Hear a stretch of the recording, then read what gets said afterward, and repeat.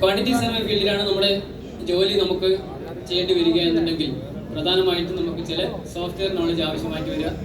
Spreadsheet, അതായത് Excel അല്ലെങ്കിൽ ഉബുണ്ടുവിലുള്ള Calc, ഇങ്ങനെയുള്ള സോഫ്റ്റ്വെയർ നമുക്ക് മസ്റ്റായിട്ട് പഠിക്കേണ്ടത്. അതിൻ്റെ കൂടെ എസ്റ്റിമേറ്റിന് പ്രധാനപ്പെട്ട 2 ഭാഗങ്ങളുണ്ട് അല്ലേ?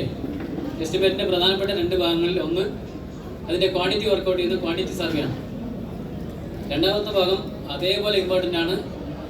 ഓരോ കൺസ്ട്രക്ഷൻ എലമെൻസിൻ്റെ റേറ്റ് അനലൈസ് ചെയ്ത് കണ്ടുപിടിക്കുക എന്നുള്ളത്.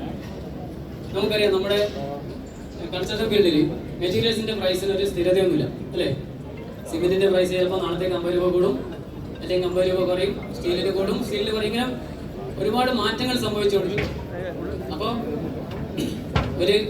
ഒരു ബാഗ് സിമെൻറ്റിൻ്റെ മുകളിൽ ഒരു 50 രൂപയുടെ വ്യത്യാസം വരുന്ന അവസരം